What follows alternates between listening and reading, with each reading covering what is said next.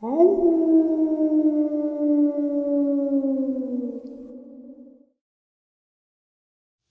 greetings and salutations, everyone. I hope everyone is still doing well.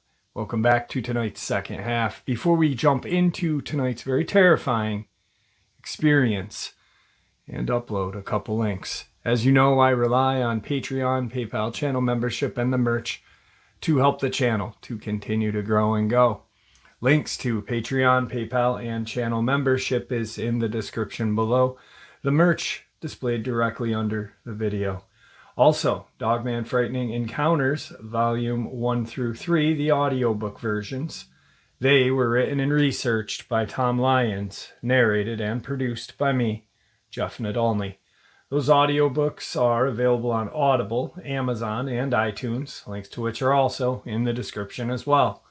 And finally, last but definitely not least, if you'd really like to help support this channel to continue to grow and go, simply subscribe. It does not cost you a cent. Click that like button. Takes half a second. If you don't want to miss out on any of the informative uploads I put out daily, click that bell icon. And folks, please leave a comment. Why? Well, because all these things, they really do help this channel to continue to grow and go.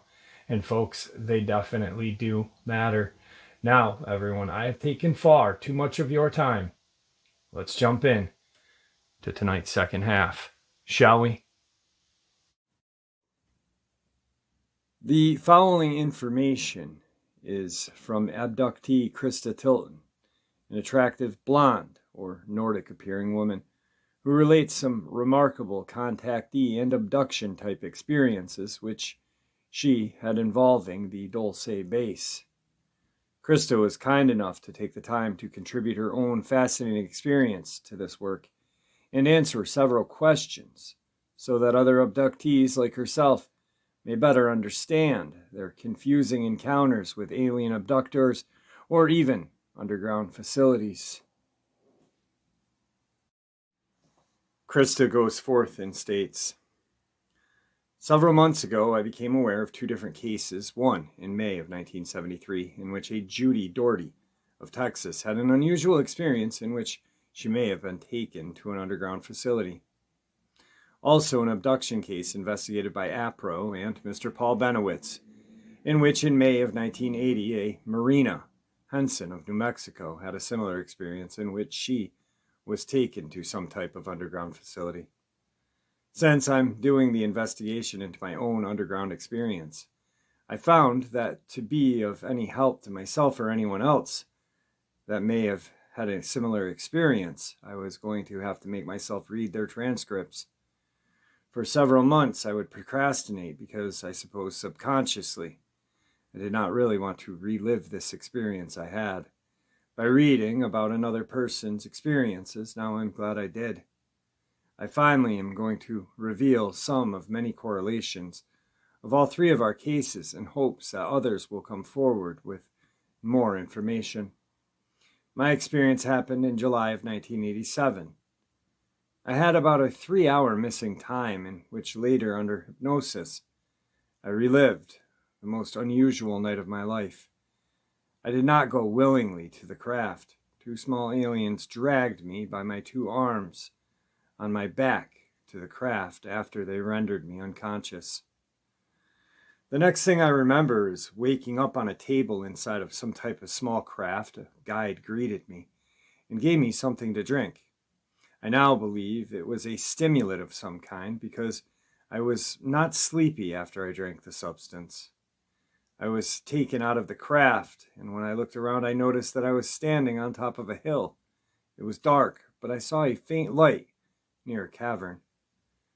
We walked up to this area, and it is then that I saw a man dressed in a red military-type jumpsuit, like a pilot would wear. My guide seemed to know this man as he greeted him. As we came closer, I also noted he wore the same type of patch and was carrying an automatic weapon. When we walked into the tunnel, I realized we were going right into the side of a large hill or mountain. There, we were met by another guard in red, and then I saw a computerized checkpoint with 2 cameras on each side.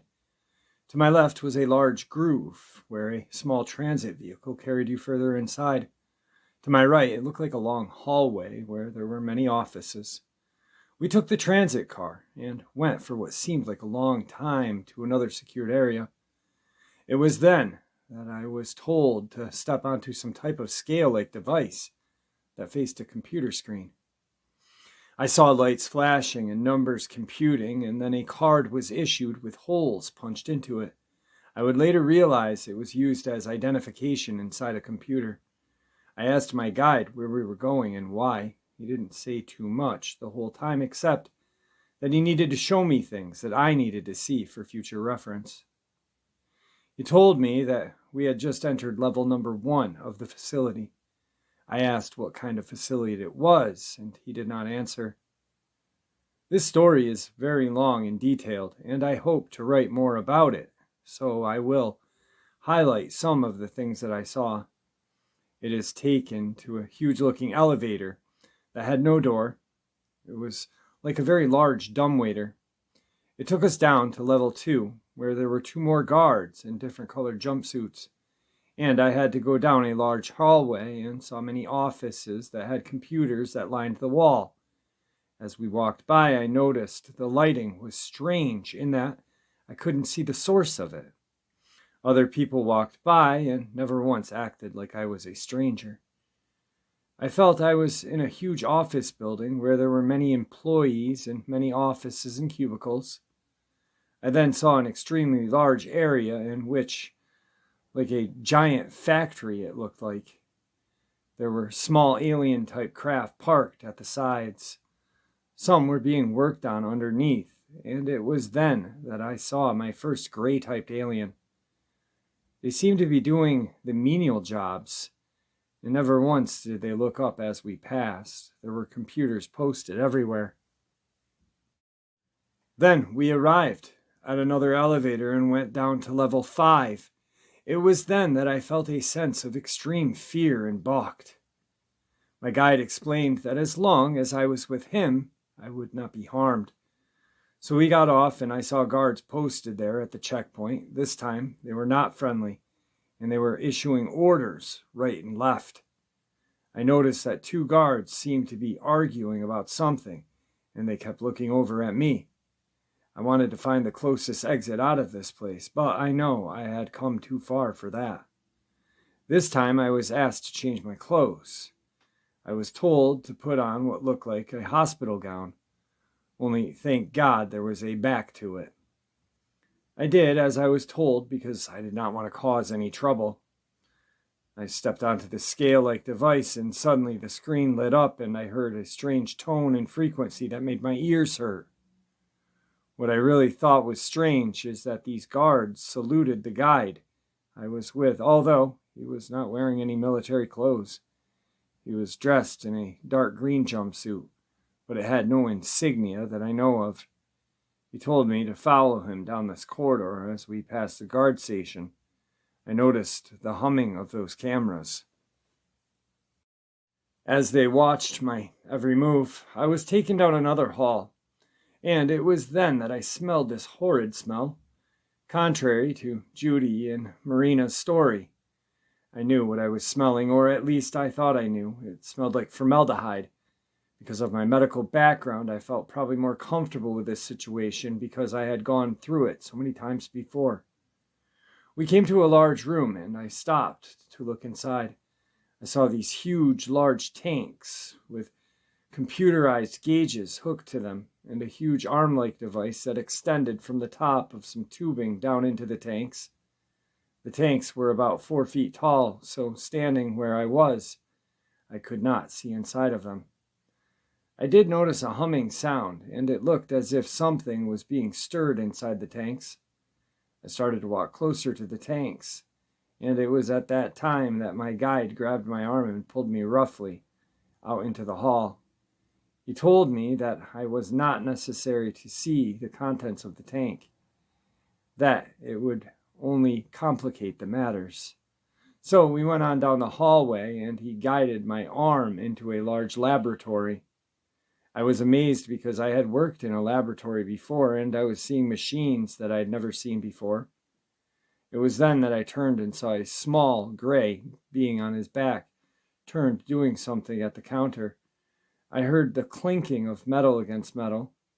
I had only heard this when I was preparing my surgical instruments for my doctor in surgery. Then my guide asked me to go and sit down on the table in the middle of the room.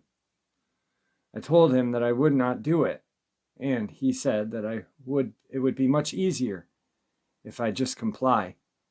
He was not smiling, and I was scared. I did not want to be left in this room with this gray alien. About the time I was thinking this, as a human man entered. He was dressed like a doctor with a white lab coat and the same type of badge I was issued. My guide went to greet him, and they shook hands. I began shaking. I was cold. The temperature seemed awfully cold. My guide smiled at me and told me he would be waiting outside, and I would only be there for a few moments. I began to cry. I cry when I get scared. The gray alien took a look at me and turned around and began to continue what he was doing. The doctor called for more assistance, and it was then that one of the other gray aliens came in. The next thing I knew, I was very drowsy. I knew that I was being examined internally, and when I lifted my head, I saw this horrid gray alien glaring at me with large black eyes. It was then that I felt a stabbing pain. I screamed, and then the human doctor stood next to me and rubbed something over my stomach. It was cold. The pain immediately subsided. I could not believe what was happening to me all over again. I begged for them to let me go, but they just kept working very fast. After they had finished, I was told to get up and go to the small room and change back to my other clothes. I noticed blood if I had started my period, but I continued to get dressed, and when I came out, I saw the guide speaking with the doctor in the corner of the room. I just stood there helpless. I felt more alone than I ever had in my entire life. I felt like a guinea pig. After we left the laboratory, I was silent. I was angry at him for allowing this to happen to me again, but he said that it was necessary. He told me to forget about it. I see more aliens pass us in the hall. Again, it's as if I was a ghost. I asked my guide to please explain this place to me. He told me it was a very sensitive place and that I would be brought back here again in a few years. I again asked him where I was, and he told me that I could not be told for my own safety. We then got into a small transit car, and it took us to the other side. It was there that I saw the most disturbing things of all. Unlike the other two women, Marina Henson of New Mexico, who was abducted to the Dulce base in May of 1980, and Judy Doherty of Texas, who had a similar experience in May of 1973 that was investigated by APRO, and Paul Benowitz, who saw cows being mutilated. I saw what looked to me to be people of all different types standing up against the wall inside a clear casing-like chamber. I went closer, and it looked as if they were wax figures. I could not understand what I was seeing. I also saw animals in cages. They were alive. At this point, the guide escorted Krista to the elevator and up through the various levels, following which the transit car took her to an awaiting alien craft, at which point she was returned to her home some 3 hours after her abduction experience had begun.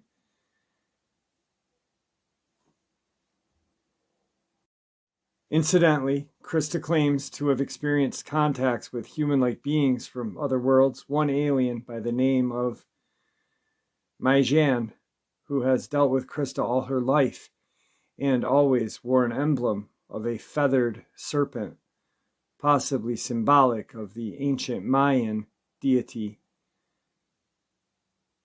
Quetzalcoatl.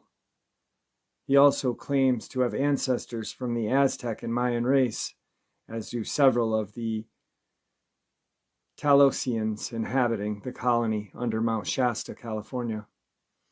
Krista Tilton admits that of the human-like Pleiadians and Lyrans she has encountered, aside from her encounters with the short, tall gray, range from a strict non-interventionalist to a imperialistic factions who believe that conquering the planet Earth is justified as a means to subdue their perceived enemies on or below the surface of this planet.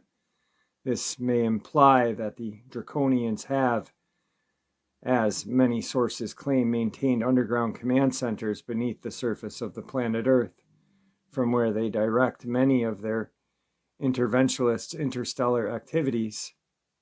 In addition to above, Krista was kind enough to answer some questions.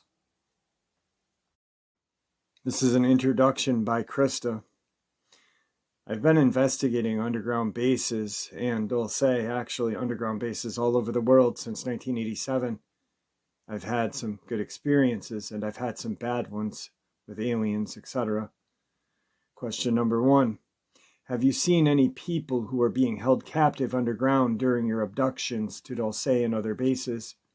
Her answer: first of all, let me state, there is more evidence now to prove that a base did indeed exist back in 1987 when I was abducted, about 8 years following the Dulce War, after which joint interaction ceased for a period of 2 years, and it was in the process of being dismantled. A lot of times the government will have underground bases for different purposes, and then will shut them down, board them up, concrete them in, or whatever, and go on and build another base somewhere else. What I will tell you is this. Let me stick with the question. You asked me, did I see any people being held captive during that abduction to Dulce? I remember seeing some individuals as I walked by. They looked as if they were in suspended animation. I went up to the clear casing that they were being held in. I put my hands on the casing and leaned towards them to see if I could get some kind of response. I did not. I could not discern whether they were dead or alive at that point. They were just not moving. And I could not see whether or not there was any fluid. I think that the casings were free of any fluid in this particular case. As far as my being taken to any other bases right now, I'm not going to comment on that because I'm still researching that. There has been speculation by and information from an Air Force officer at Kirkland Air Force Base that I, along with some other women and men, have been more than likely abducted and taken to underground research facility near Kirkland Air Force Base. It is in the Manzano mountain range south of Kirkland Air Force Base, where the nuclear testing was going on at the time. Question number 2. Did any of the alien or human contacts mention Dulce Wars? No, the alien beings that I came in contact with while underground did not speak to me. The human contacts did, but no. They did not mention any kind of wars going on there, so at that particular time, I was not aware of any kind of power struggle going on. I was taken there for specific purposes, I think. And once that was done, I was rushed out of there. I don't think any kind of knowledge like that in particular would have been given to me. There wouldn't have been any kind of reason to give that to me. Third question, what kind of reptilians, if any, have you encountered? Answer, I am almost virtually positive that I don't believe I have come across any reptilian aliens at all. The only types that I have been associated with most of my life have been small gray aliens, the ones that I call workers. These are beings that I believe are soulless beings that are workers for an established alien race. They are given certain chores, certain jobs, just like we would if we worked for a large company. There are some taller gray aliens, and I have encountered. Even though their eyes are large and dark, they don't have a reptilian look. I know what you're talking about, and no, I really have not encountered any of those. Next question. Do you know of any other bases that researchers may be aware of? Answer. That's a great question, really, because right now I'm working with 2 individuals from Great Britain. They are two wonderful researchers who have been associated with Timothy Good. I don't know if you've read this material above Top Secret. It's a wonderful book to get a read. Also, Alien Liaison is another one. But yes, I am aware of many, many, many underground facilities and bases that are being used for different purposes. Most of the underground bases are being used for covert purposes or otherwise purposes involving governments who are doing certain types of testing that they consider would be safer to do underground. And then there are the bases, one in particular north of Tucson, Arizona, where I am almost positive I was taken to. It goes under the cover or code name Evergreen Aviation. They have all the planes there and everything, but what I found during my 10 years of research is that this is a CIA-backed or based facility. I got very, very close to the facility. I climbed over a wired fence and sneaked in with a pilot friend of mine not long ago and got some great photographs of some black helicopters. These black helicopters are unmarked. There were other types of aircraft there as well. And so we really didn't believe that there were many, many bases in many, many states. I have heard bases in almost every state of the United States. Now, the two individuals that I am doing work for or research with in Great Britain especially are researching underground bases in America and Great Britain. I guess they contacted me because they felt like there was a tie-in or some kind of connection, and that it would be a good thing to work together and share information and see what types of facilities we can find out about. In a lot of the facilities, they are doing medical testing. Some are actual laboratories, like Los Alamos laboratories. They do massive amounts of covert work for black projects of our government. So we are talking about installations underground and above ground. They're doing things that we probably have no idea about. We hear rumors, of course, of different things that are going on. What I probably venture to guess is that more than likely these rumors have been proven about 90% of the time to be true. Next question. My belief is that the Greys operate from base animal or predatory instincts in their agendas to increase their power base and exploit other cultures, and that they will continue to do so as a collective until they are stopped by force. Some of the Greys, I believe, may be tamed by humans, so to speak, and attain a degree of emotional individuality if they can be severed from the collective hive mind. What are your views on this? I agree with you on most of that. Certainly the Greys seem to do things like a massive collective conscious. I have noticed that they do things together. There's almost no discussion amongst them. They seem to be working on projects or on certain things that are given to them by the higher-ups or higher alien beings and or humans. I really couldn't tell you. I have my doubts that humans would be able to tame any kind of alien intelligent here on Earth. If indeed it looks like humans are working among Greys together, that more than likely is because of a pact or some type of government agreement. I believe these aliens have come here for reasons, and certain individuals in the government have been given orders by their higher-ups to either give them opportunities to work alongside of these aliens for maybe a one-world purpose, unless it could be shown to me to be true that the humans tamed these Greys that were working alongside with me or on me. That would be very difficult for me to believe. Next question. Have you had encounters with any Nazi-type aliens like those described by Barney Hill, Alex Christopher, Vladimir Tarkowski, and others, alien fascists who date back to the secret Nazi flying disc experiments and who were allegedly working with the Greys and reptoids? Answer. I have heard of these aliens, these Nazi aliens.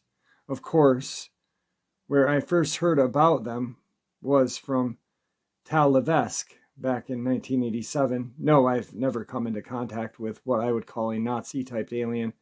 Although, since most of my experiences have involved medical experimentation, genetic experiments on me and my daughter or family, I would have to say that it reeks almost of, if you think about medical experiments that were done on the Jews during the Holocaust, that is what I equate some of the experiments that have happened to me. It's strange because I'm part German. I come from a family of originally from Germany. So I do have some German blood in me, but I'm not leaning one way or another. And as far as being a bigot is concerned, I am very, very open to all races, creeds, colors of people working together to establish a wonderful world, if that would be possible. But anyway, no, I have not encountered these Nazi types, and I've certainly heard a lot about them. I've heard that they are very mean-spirited aliens. I don't know what their agenda is, since I have not had contact with these types. I really have no reason to do research on them. And also the same goes for the tall reptilians, although many, many friends and other researchers have contacted me telling their tales of these reptilian alien races. The next question: what are your views of a possible congressionally backed takeover of Dulce Base in the future? And what would be your views on dealing with the problem supposing the Greys did not surrender? Answer: through all of the research that I have done and all of the proof that I have come up with, the many times I have been up there poking around with researchers and other individuals, we are almost positive now. I don't know if you haven't heard. You may have heard the rumor, or although it was a rumor, but I am of a belief system now that this base is or was deserted and is no longer being used by our government. For what reason, I'm not sure. I believe a lot of it had to do with if there is indeed a military action there, which we have found proof of. We found some spent military charge casings up near where we think one of the base's openings are. We found sea ration cans. We found different types of antenna that governments would have used for communications. These are things that have been found up in these mountainous areas. If you've ever been there, you'll know what I'm talking about. These things tell me that my research partner, indeed, there was some type of military response there in the past. The areas I speak about that my research partner who lives in the area claims were some of the openings to the base have been concreted, cemented up. Now that's been done by somebody. So we know that some type of government official company, we believe it to be CIA-backed organization that was there. In my Dulce papers, I show an area of a ranch just north of the Archuleta Mesa. Near, we have been unable to track or find the individuals who have owned this property now for many years. What we've been told by individuals who lived in or around the area is that there is a landing strip on that particular property. There are large towers. I did get onto the property and close up enough to get pictures of these bulletproof towers that were sitting on the property. There were about 20, and there are only 5 there now. We're wondering why they were taken out and where they were taken. Anyway, I've got pictures of those. These are not just fire towers. Some people try to explain them away by saying, oh, those are just so our ranchers could go up into the towers and look for fires and things like that. The strange part about this is that you walk up the towers and there is dark black glass. You couldn't look through or see. And it's bulletproof. That's what's strange, is the opening. You are unable to get into these towers. We don't know if they were just put here for show. We really don't know exactly what they are. But we believe that they were placed there for a reason. We have no understanding of that. There have been sightings of planes, small Learjets, landing in and out of that area over the years. Nobody in the town of Dulce seems to know who owns that property. My research partner did track someone down who owned the property over 20 years ago, but after that it seemed to go into covert hands. The property also had what looked like a small wooden house. You could just walk in there. It's been evacuated, and there's nothing there. This type of facility or front for an underground base in that area would be a perfect place because this area is cordoned off by what we believe at the time to be an electric fence, which they said was used to keep the cattle out. We believe that it is used for another purpose because of the signs posted all over, no trespassing, and these were the types of signs that you would see near Area 51. And so we have to wonder what is going on out there. I don't know if you've ever seen the movie The Andromeda Strain. I saw it the other day, just haven't seen it in a long time. The underground facility that they went to was stationed on kind of a muck-up farm where they went into the farmhouse and went into something like a tool shed, and then all of a sudden this elevator starts going down and down and down. And what they found once they went down there was a massive underground biological testing facility. I have to believe that these types of facilities are all over every state. So then, back to the question, if there was a military takeover, it already happened, and the base was closed. There was no proof there. Some of the Native Americans who live on Apache land, these people are very, very closed. They don't talk to outsiders. The information that I got was only from an inside source, and I can tell you that one Apache native told his dear friend many years there. He said that he was going up through a mountainous area, up through the Archuleta Mesa and back into the hills, and was walking alongside of a ledge. All of a sudden, he felt some dirt falling on his head. And so, of course, if you're walking around in this deserted area and you felt something fall on your head, your immediate response would be to look up. And he did. He looked up, and what he saw horrified him. This is a man. He is a man in his 60s. This man looked up and saw. This is what he told his friend. I saw a gray being with large black inky eyes staring down at me over a ledge, and it looked like a large rock had been swiveled out, was sticking out of the side of the mountain, and he did a double take and looked away like someone who would just rub their eyes.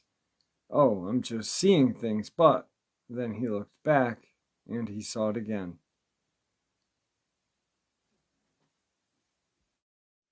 Well, this time he said he took off. He ran. He was running for his life. He was very frightened, scared, and what was strange is that this man is friends of a man high up in the Apache Tribal Council, but he has kept this secret from everyone except my research partner, and he told him that when he got back he was shaking. He was very frightened. So this tells me, and this just happened during the past couple years, this tells me there are still Greys inhabiting some parts of that base. Interesting question there that you had, because if indeed there is still part of the base that is still inhabited by the Greys, then certainly, if there is a problem, there may need to be congressional-backed military takeover of that base, or they may have just left it alone, just said, let the people of Dulce worry about the aliens. We don't want to deal with them anymore. I don't really know what happened during the military events that they had there. I don't really know what happened. I just know that I'm almost positive that there was some type of confrontation. So anyway, who knows? Who can say for sure? All I know is that there are a lot of these individuals that come up with different stories. There are individuals who are not the type of people to just come across with a tale. In fact, There are many of them are not interested in UFOs. They're not interested in any of this. In fact, when the subject is brought up, they really don't want to talk about it.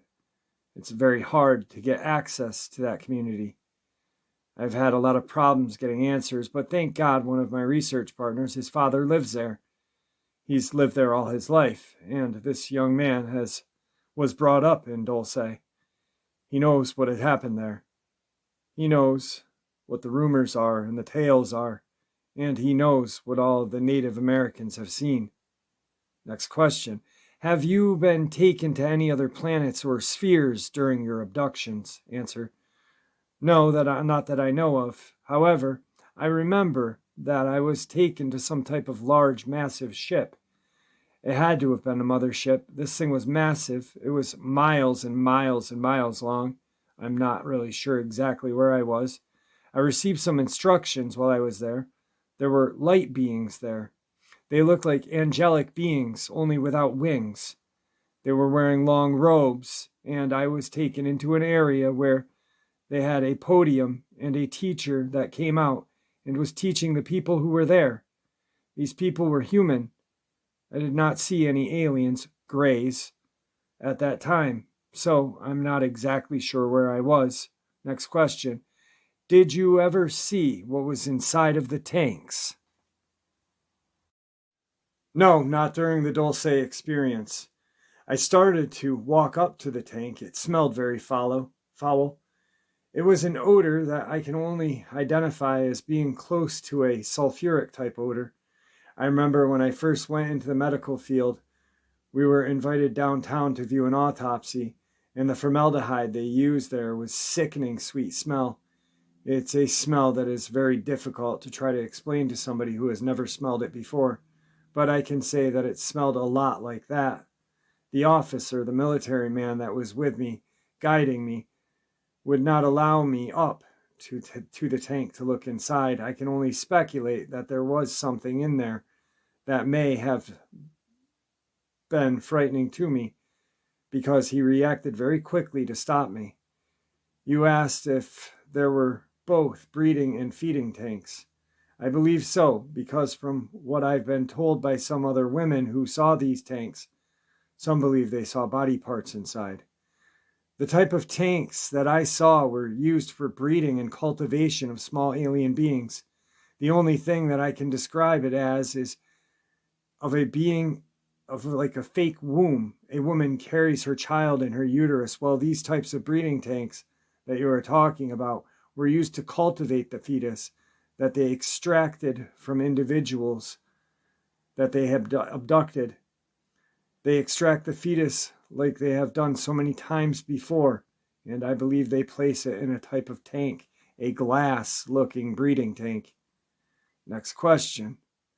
What do you think most of the hybrids feel about the position they are in? Answer. That's such a great question, and many people ask that. I myself, being a hybrid, have felt that I do not fit in anywhere. I still feel like I don't fit in to this day.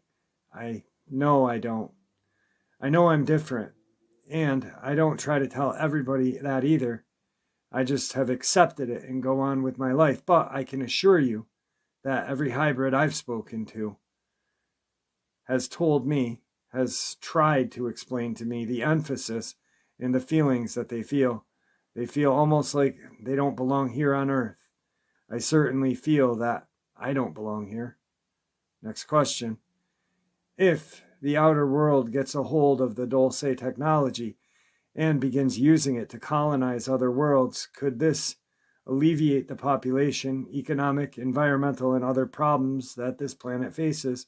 In other words, take away the imposed barriers that have kept us earthbound, and in essence finally let us out of the cradle, so to speak.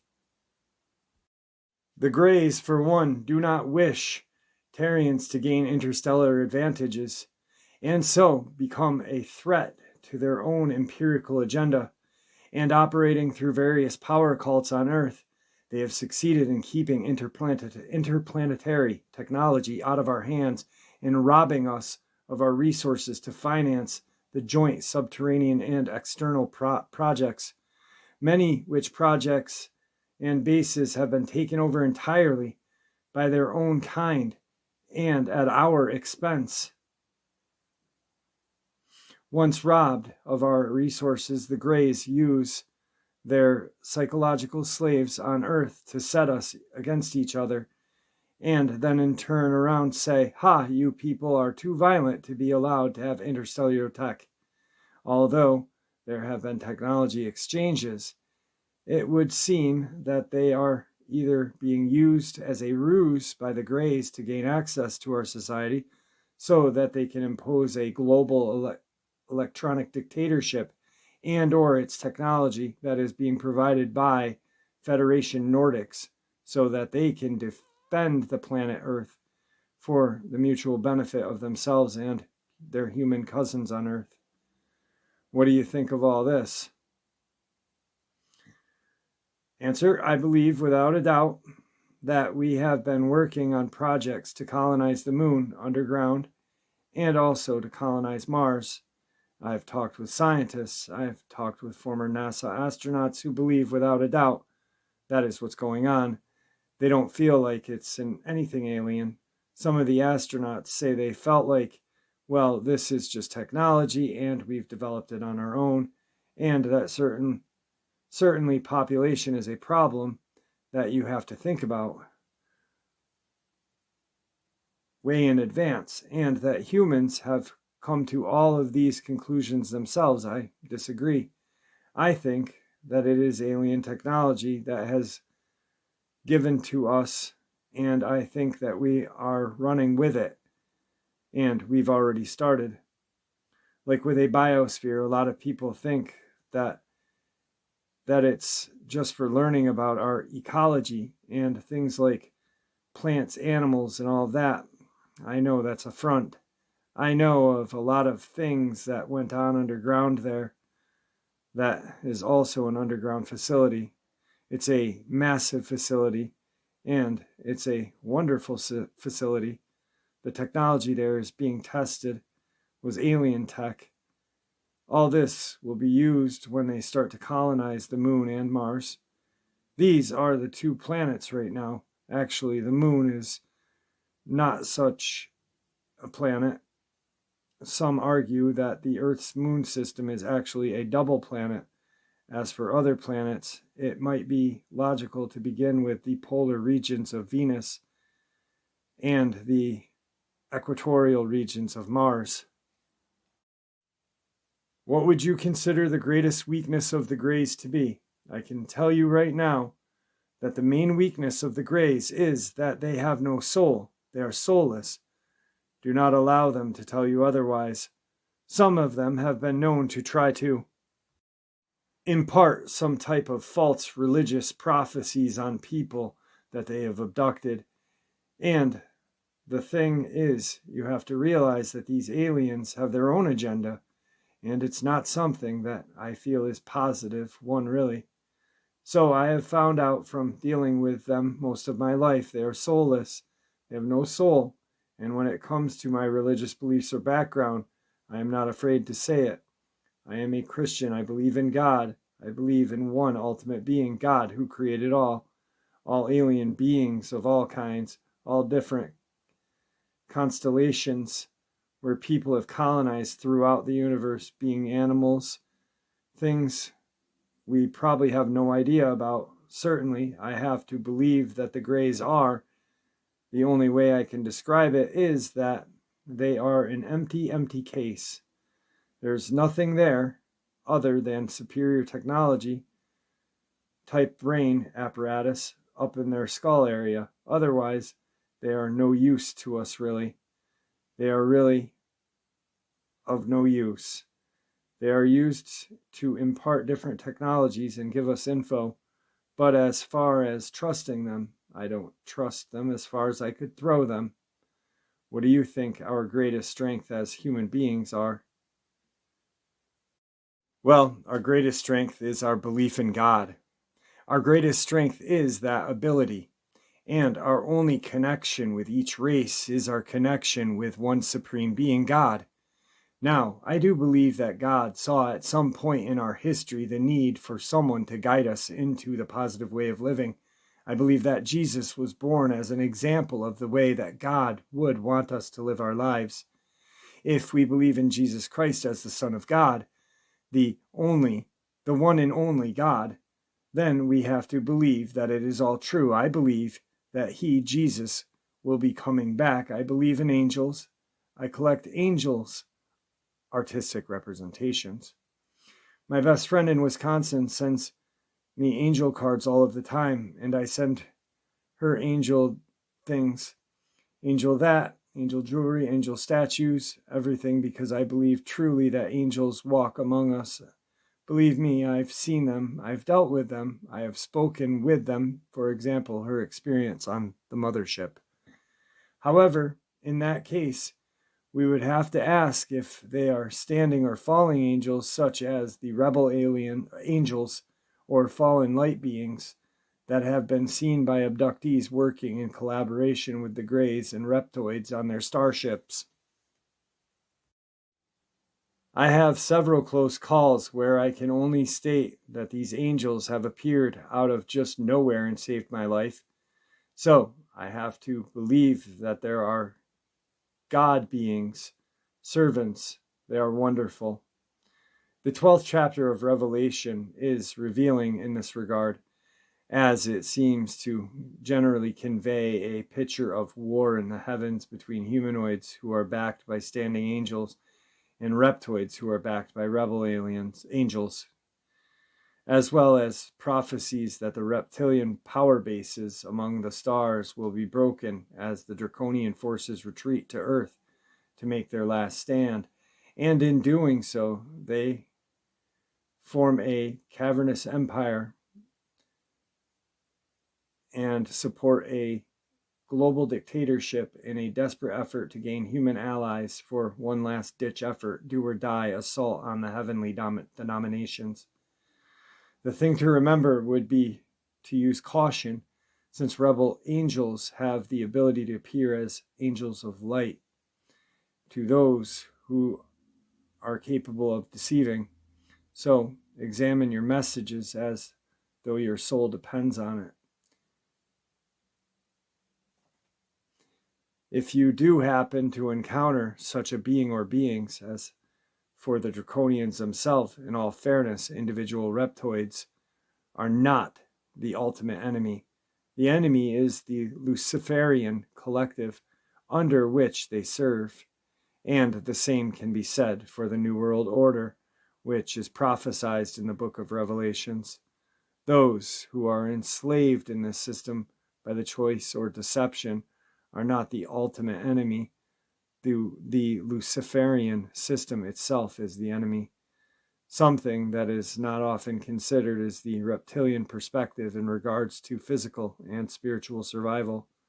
One of the problems is that the reptilians are intelligent and sentinel enough, thanks to the part of the Luciferians who aided in destroying the original immortal status of both mankind and beast, to realize that when they die physically, they also die spiritually, due to the fact that they have no inherent soul. The reptilians fully realize this, and it terrifies them to no end. One of the reasons for the hybrid projects is not to develop certain physical attributes within their race, but most importantly, to give their posterity a soul so that they can survive beyond the grave, hopefully in an eternally bliss rather than one of torment.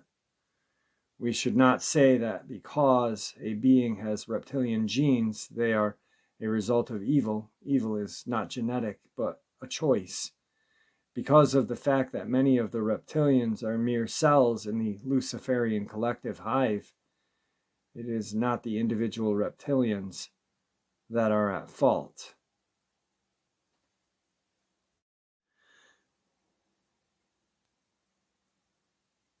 First, however, we must accept that a divine order was originally established for the universe, beginning with the Almighty Creator and descending through the various angelic hierarchies throughout humankind, followed by the reptoid race, who originally held the position somewhere between mankind and the beasts, and following this, the lower animal kingdoms, and finally, the nature kingdom itself.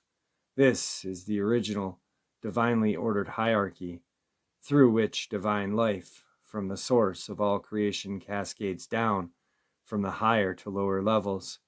If this hierarchy is broken, like it was as a result of the intervention by the fallen angels, then unity and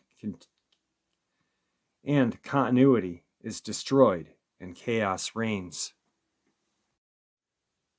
The following is a case similar to Krista Tilton's case. It is the Donovan Masters story. The following is what I believe to be a very real experience, which I believe ties into the experiences of Krista Tilton. 3 of my friends and I were taken to what I perceived to be an underground government facility or UFO base. I say friends because that is how I perceived them. Although I had not met them at the time, I remember feeling as though I had been drugged. As if everything was kind of going in slow motion, we were placed on and strapped to a conveyor belt by our wrists and ankles. The conveyor was activated, and as it began to move, our bodies were passed through blocks of pure, intense light. These blocks of light, perhaps laser scanning devices, were either green or blue in color. At each block of light, there was what I perceived to be a robot controller. They also were either green or blue in color. Their color corresponded to the color of the light in front of which they stood. The robots were in a human form, but with no distinguishable human characteristics. Along the wall in the first room were barrels of some substance which had a pungent odor. These barrels were stacked, one on top of another. Suddenly, we were on a different conveyor belt, or at the end of the first one. As the belt moved around in a circular console, it stopped. There were 2 men, human in form and characteristics, seated at the console. One assisted the other. One of them picked up what I thought was a razor and shaved an area on my back left side just below my waistline. I remember that the spot bled considerably. I was released, and they began to do the same procedure to my friends. I remember thinking over and over, what is going to happen to me? He replied, "You have just been implanted with your government control extension number." I remember grabbing a mirror and looking at it. The number 04 was there. In a very upset manner, I turned to the woman in the uniform and explained, "You cannot do this to me." Incidentally, all of the personnel in this facility wore uniforms. I then ran back to the console where I was released. By that time, my friends had also been released. I hurriedly told them what I had discovered had happened to us. As I was speaking, the 2 men at the console were gathering materials hurriedly in what seemed like an attempt to escape. In particular, I remember the man that had implanted the number on me had a computer printout list. He protected this list with his life. As my friends and I ran after him and the other man, they escaped through a set of double doors. I sincerely believe that Christina was also in this facility at the time, although I don't think this was our first meeting. I will never forget the first time I talked to Christina on the phone. It was September 20th, 1987. I felt as though I was hearing the voice of an old friend, as though I had known her all my life. She later sent me a picture of herself, which only solidified my feeling. When I saw that picture, I had flashbacks of seeing her aboard the craft. It was a very emotional moment for me, seeing her again. Since that time, a beautiful, enduring friendship of unconditional love has developed. She is truly a flower in the garden of my life and a true friend. All right, folks. Some very terrifying information right there. Dulce, a horrifying place, Nightmare Hall. It is truly in my eyes, the definition of humans at their evilest. And our government is right there doing it. So guys, thank you for supporting the channel. Your support is what makes this channel special and what continues for the channel to grow and go. It is appreciated. Please stay safe, happy, healthy, and ever vigilant, keeping an eye on our children, our pets, our family, and friends. These creatures are real, they are out there, and they are dangerous. Share this information with the people you love and care about, and it may just help save their lives someday. Until next time, never stop asking questions and never stop searching for those answers.